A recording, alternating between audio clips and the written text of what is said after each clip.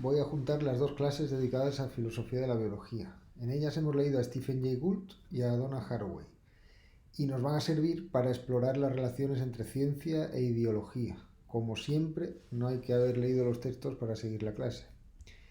Stephen Jay Gould fue una auténtica celebrity en los años 80 y 90 por sus libros de divulgación sobre el darwinismo, pero además fue un paleontólogo y biólogo pues muy destacado. Hoy es sobre todo conocido por la teoría del equilibrio puntuado, que reconocía en el registro fósil periodos de especiación intensa frente a otros de relativa estabilidad. Y también es conocido por su libro de La falsa medida del hombre. En este libro de 1981, Gould denunció prejuicios racistas en gran parte de la biología evolutiva de los siglos XIX y XX. Esta biología habría interpretado las ideas de lucha por la vida y de supervivencia del más apto como una justificación del poder de los hombres blancos sobre todos los demás. Gould ampliaba su crítica a la sociología de los 80 y a la psicología evolutiva, que tratan de dar cuenta de comportamientos y estructuras humanas en términos biológicos. Y Gould pues afirmaba que, dadas unas características biológicas comunes básicas, es la historia la que explica las grandes divergencias entre unos pueblos y otros, y no la raza.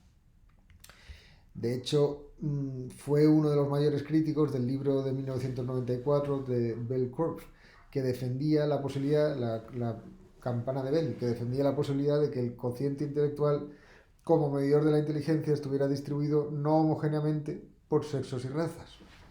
Y Gould decía, con razón, que no se podían obviar factores culturales. Pero, por ejemplo, el lingüista y psicólogo evolutivo Steven Pinker decía, también con razón, que Gould, por su propio prejuicio igualitarista, ni siquiera admitía la posibilidad de cualquier estudio de diferencias biológicas significativas. Vemos, por tanto, en este caso, como la biología es un campo de batalla total, ideológico, donde a veces incluso qué cuenta como ciencia y qué no cuenta como ciencia se somete a debate público y político.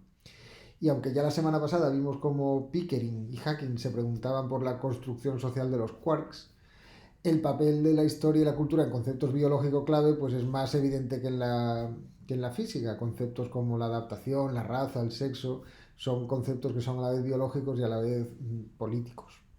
Así que una pregunta que guiará nuestra clase de hoy es, dado este contexto ideológico, ¿pueden distinguirse contenidos científicos que superen ese contexto ideológico, que vayan más allá de él? ¿Hay verdades universales y necesarias en las ciencias o se trata simplemente de cosmovisiones culturalmente sesgadas?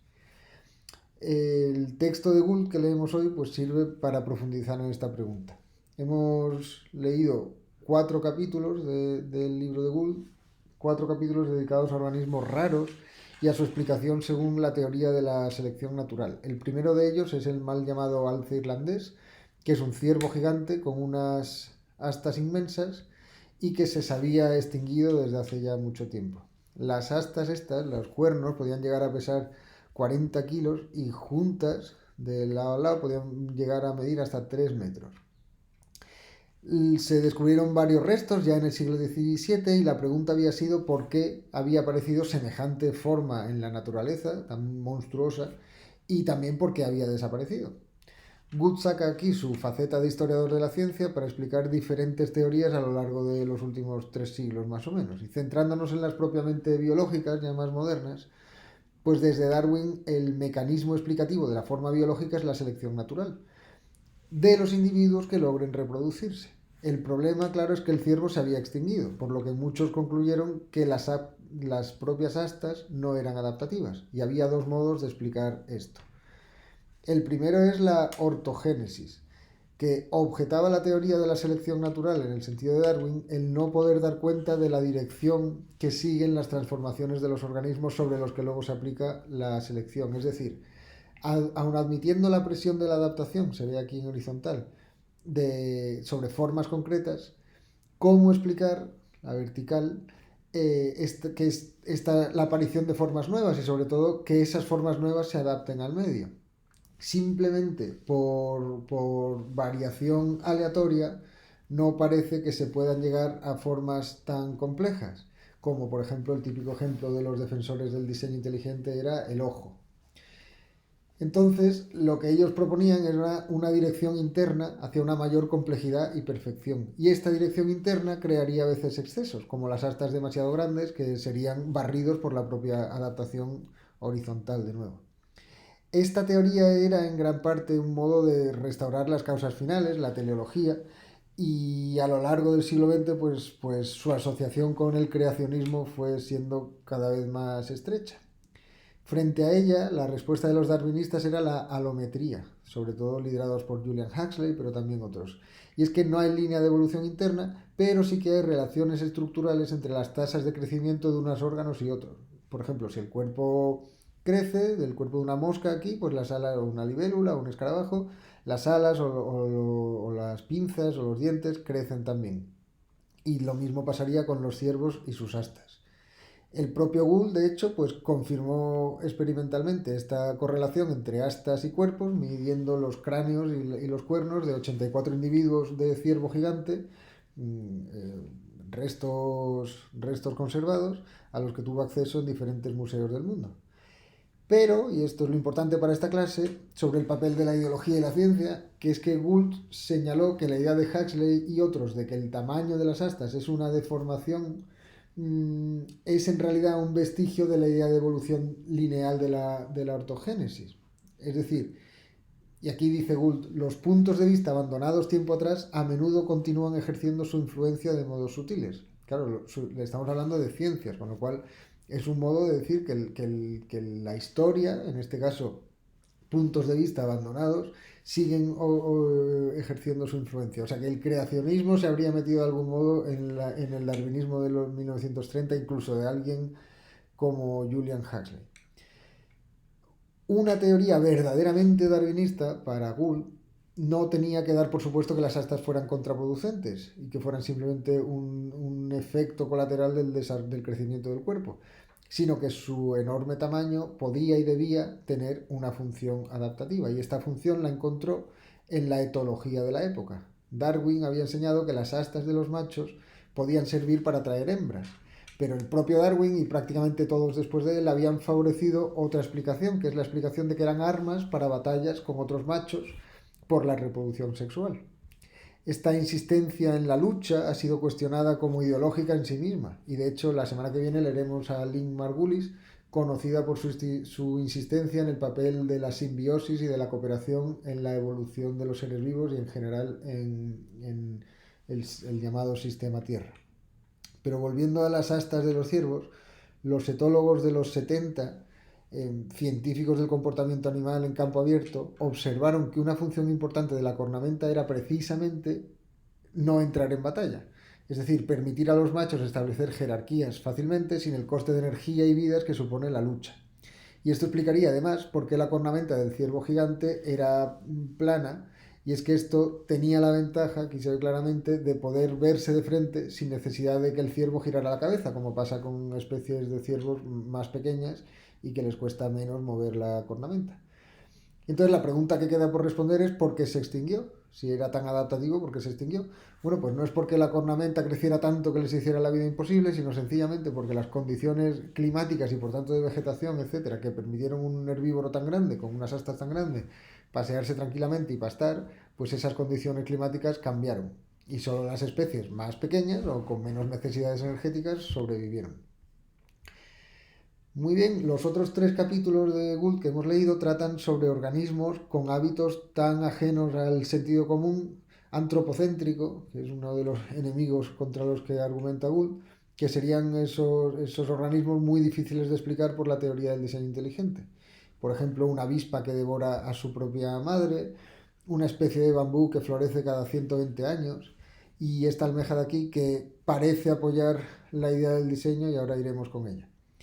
El objetivo de Gould es subrayar la selección natural como mecanismo explicativo de estas formas y estos hábitos, por decirlo así, pues sorprendentes, y también explicar las diferentes estrategias reproductivas seguidas por distintas especies en diferentes medios. Por ejemplo, la reproducción masiva cuando hay abundancia de alimentos o las estrategias llamadas de saciación del depredador. El biólogo evolutivo a lo que se dedica es a estudiar matemáticamente, en la época de Gould, 1960-70, las diferentes variables que se ponen en juego en estas diferentes estrategias de supervivencia y de reproducción. Luego volveremos sobre esto, pero ahora lo que me interesa subrayar es cómo los comportamientos individuales aparecen siempre como dirigidos a la preservación de los genes propios a través de la reproducción. Y esto no es por una sabiduría de los individuos, sino porque los individuos que no siguen estas pautas, pues simplemente no dejan descendencia. Vamos a volver a la almeja y vamos a ver un vídeo sobre cómo se lo monta. The mussel can somehow sense approaching fish and wriggles its lure faster to entice them.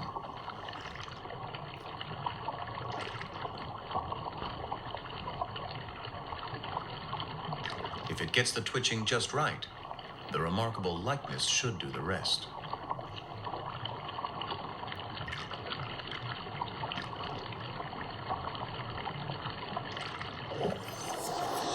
On impact, the mussel squirts its young into the bass's mouth.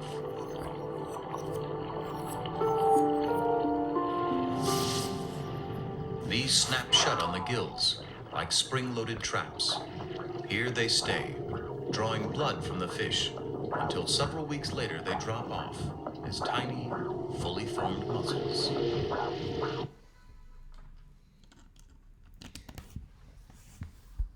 Es decir, bueno, supongo que se ha entendido, la almeja imita desarrolla un pez que imita una presa que estos otros peces se comen, y eso le sirve a la almeja para cuando se acerca expulsar su progenie y hacer que se enganchen a las agallas del pez, y ahí viven calentitas y con acceso a energía por la sangre del pez, y luego se sueltan ya como conchas totalmente formadas. Claro, la almeja no tiene ni siquiera ojos, es decir, que la imitación no es consciente. Es un proceso que resulta a lo largo de millones de años y en el que los propios peces depredadores van seleccionando a las almejas con variaciones que les atraigan más. Y hay muchas especies que hacen cosas parecidas, imitaciones casi perfectas, que son esos resultantes de muchos intentos, digamos, inconscientes por supuesto.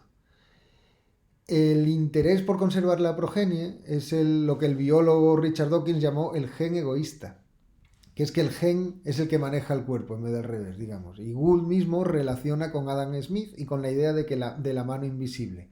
La búsqueda del interés individual es la que permite el bien común. Y esta, aquí lo dice Gould, es una justificación en la época de Adam Smith del laissez-faire económico, pero lo que dice Gould es esto lo usa Darwin, y no solo Darwin, sino luego la nueva síntesis desde la que el propio Gould escribe críticamente, pero bueno. El problema resulta, dice Gould, semejante al que se le planteó a Adam Smith. Está hablando está hablando de Darwin ahora y de la explicación de la selección natural por adaptación. Dice, el problema resulta semejante al que se le planteó a Adam Smith al advocar una política de laissez-faire sin limitaciones como camino más seguro hacia una economía armoniosa. La economía ideal, según Smith, podría crecer ordenada y equilibrada, pero habría emergido naturalmente de la interrelación de individuos que no siguen más directriz que la persecución de sus propios intereses. La dirección aparente hacia una mayor armonía, razona Smith en su famosa metáfora, refleja tan solo la operación de una mano invisible. En efecto, el libro en el que Darwin presentó su teoría de la evolución por selección natural en 1859, que es El origen de las especies, usa explícitamente las teorías de la economía política de la época. Cita a Malthus, por ejemplo, que es inspirador de la idea de la lucha por la vida en situación de recursos escasos. Para Malthus, esa situación de recursos escasos, que es el crecimiento aritmético de la producción de comida, impone un límite al crecimiento, a la capacidad de crecimiento de las poblaciones humanas. Y porque las poblaciones crecen exponencialmente y entonces llega un momento en que su crecimiento es mayor, a un ritmo mayor, a una tasa de crecimiento mayor que el de los recursos, y por tanto llega un momento en que la falta de recursos hace que la población empiece a decaer, y entonces es un equilibrio estacionario. Para Malthus de hecho utilizaba esta idea para argumentar el cese de la caridad pública a los pobres, porque si se les subvencionaba pues tendría más progenie y no podría mantenerse esa progenie y entonces se terminaría reduciendo igualmente la población por métodos más dolorosos mediante hambrunas, guerras, epidemias. Para Smith la situación es otra, los recursos sí que podían crecer exponencialmente y su ejemplo era, por ejemplo, esta fábrica, fábricas de la revolución industrial, en lo que el aumento de productividad podía llegar, según el propio Smith, a hasta 5.000 veces mayor productividad que la situación anterior a la división del trabajo. O sea, para Smith, el mecanismo que rompe el ciclo estacionario malthusiano y que permite el crecimiento indefinido es la división del trabajo. El único diagrama, el único dibujito que aparece en El origen de las especies de Darwin recoge esta misma idea de Smith, que es Darwin le llama la divergencia.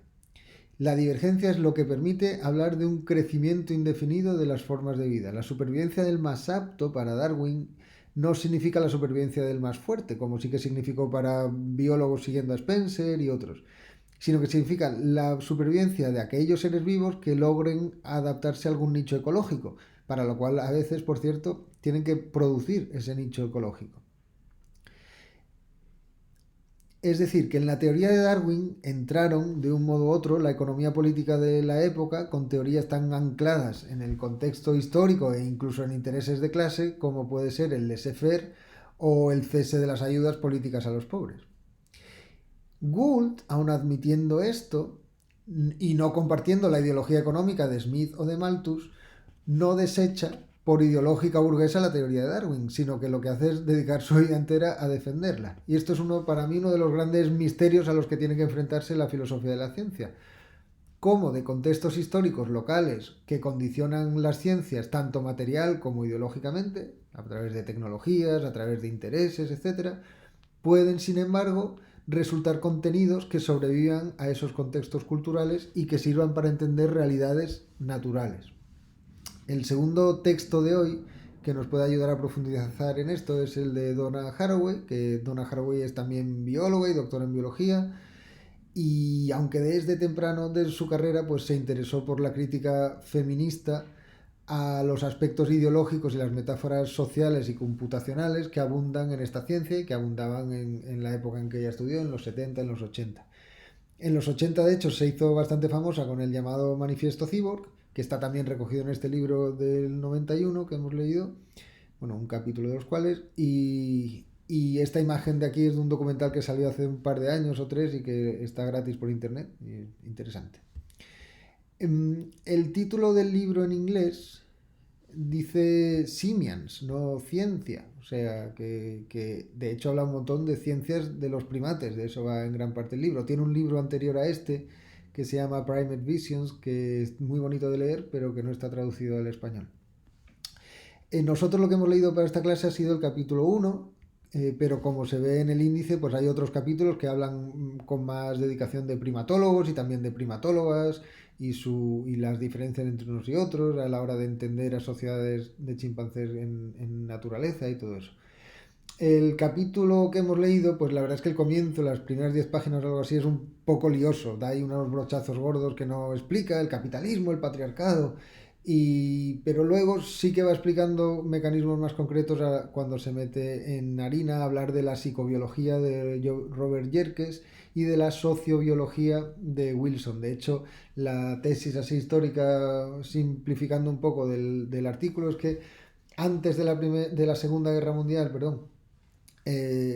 domina la biología evolutiva, está dominada por la psicobiología, el interés en el individuo y su personalidad como motores de la evolución y también de la vida en sociedad, digamos, y a partir de la Segunda Guerra Mundial la sociobiología. No el interés en el individuo, sino el interés en el sistema total del grupo como el motor de la evolución. Pero vamos por partes. Empezamos con Yerkes. Yerkes es también uno de los objetivos de la crítica de Gould, pues fue el principal promotor, y seguramente sea más conocido por eso, el principal promotor de los test de inteligencia durante la Primera Guerra Mundial. Estos test se hacían a soldados, Yerkes los propuso, los diseñó, pero además pudo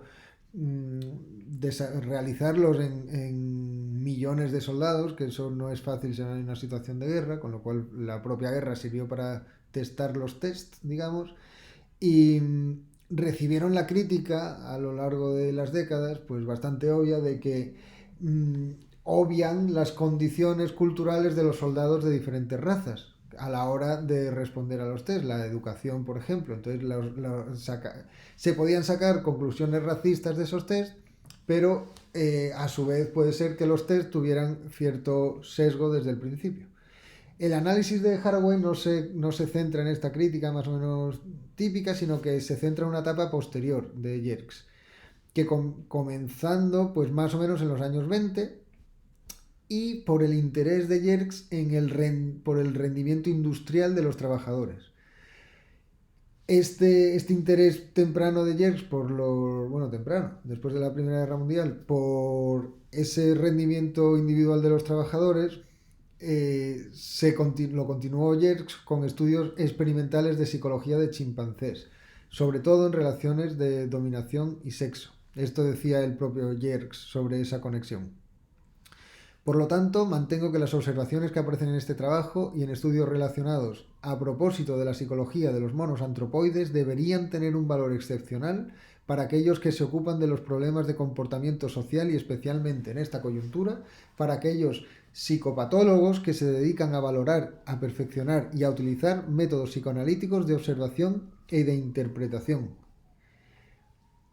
Yerkes y otros biólogos de la época, biólogos evolutivos, lo que están interesados es en el organismo individual y en la personalidad, en el contexto de medidas higiénicas y eugenésicas de lo que se llamaba la ingeniería humana, es decir, cómo mejorar la sociedad a base de mejorar las capacidades de cada uno de sus individuos, tanto en el trabajo como en casa.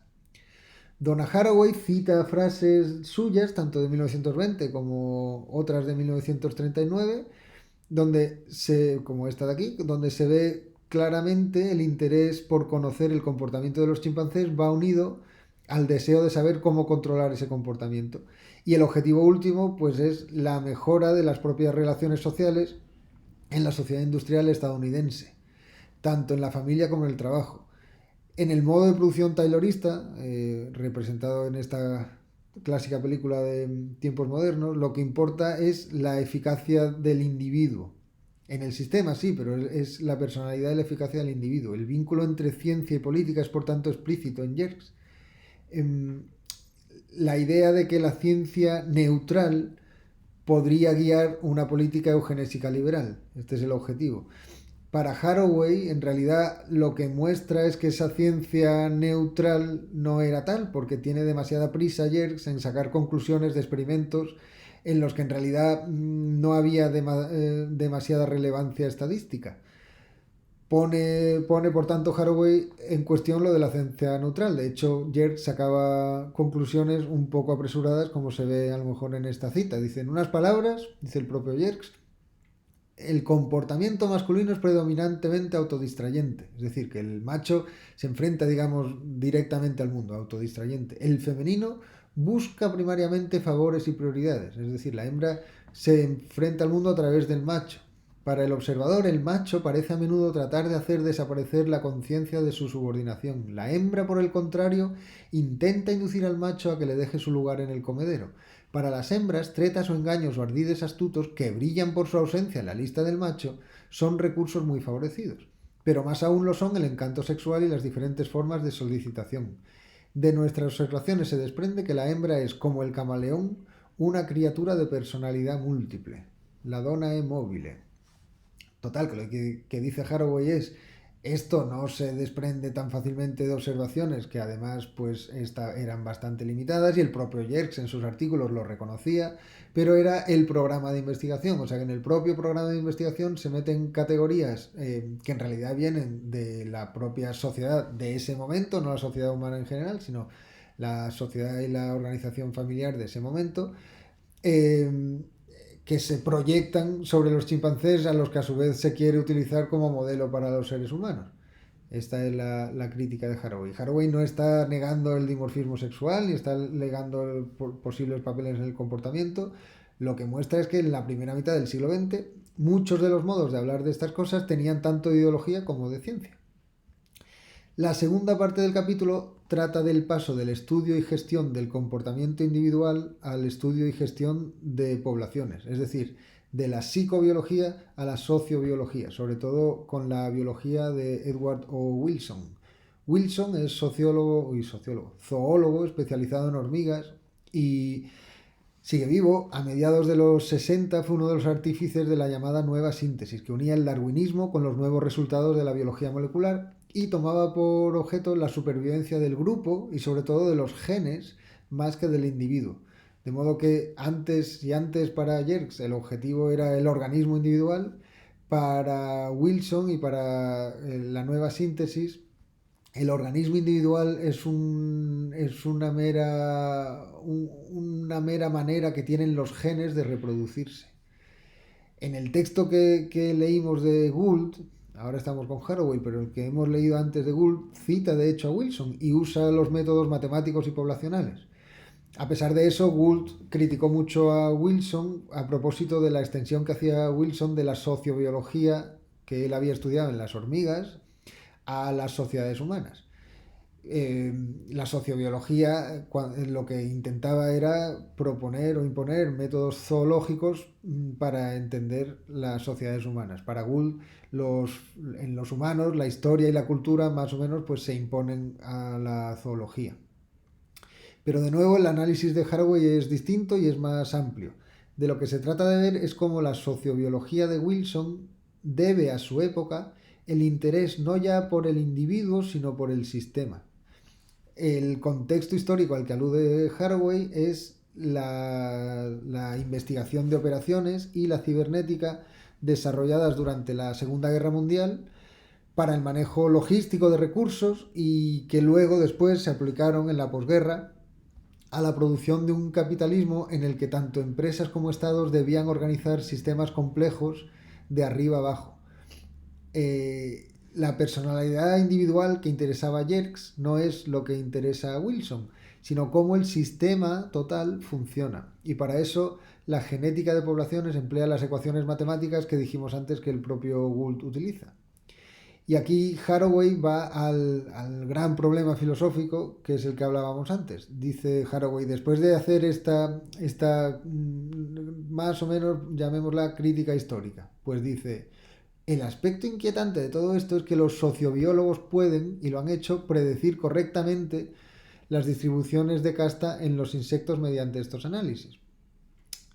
Le pasa aquí a Haraway lo mismo que le pasaba a Gould con Darwin. Señalar el origen histórico contingente e incluso ideológico de una teoría o de un método no equivale a decir que todos los resultados de esa teoría o de ese método sean un mero constructo ideológico o social. O sea, que el origen de la genética de poblaciones tenga que ver con la cibernética y con programas militares y económicos de la Guerra Fría, es decir, que sus orígenes sean contingentes, históricamente e ideológicamente situados, no tiene por qué restar verdad a algunos de sus resultados. No a todos sus resultados, claro.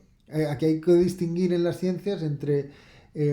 Gustavo Bueno hablaba de una capa metodológica, ideológica y una capa basal. Pero claro, la capa ideológica está constantemente alimentando a la basal, en el sentido de que los científicos guían su trabajo por ideologías que luego van cambiando. Y algunos contenidos, ni mucho menos todos, sobreviven. Y esto, de hecho, hoy en día hay varios frentes de crítica abierta a la nueva síntesis y tal. O sea, que la nueva síntesis y la sociobiología no han demostrado, no han sobrevivido en el tiempo, ni siquiera 40 o 50 años, pero sí que han sobrevivido algunos de sus resultados. Lo que está claro es que la relación entre ciencias naturales e ideología, o ciencias naturales y contexto ideológico, o histórico-cultural, pues se establece mediante engarzamientos con partes del mundo que no son ni culturales ni históricas. Y por eso Haraway dice que no se trata de hacer una historia de buenos y malos, sino de entender los ensamblajes. Esta idea de ensamblaje la habla también mucho Foucault y Latour, ensamblajes materiales que conforman las ciencias y las sociedades de cada momento. Y también lo que quiere hacer Haraway, y de ahí lo del manifiesto Cyborg, es dejar claro que cualquier transformación efectiva de esos ensamblajes tiene que ser capaz de establecer a su vez ensamblajes parecidos con los materiales, con las tecnologías y todo eso. Pues muchas gracias y hasta la próxima.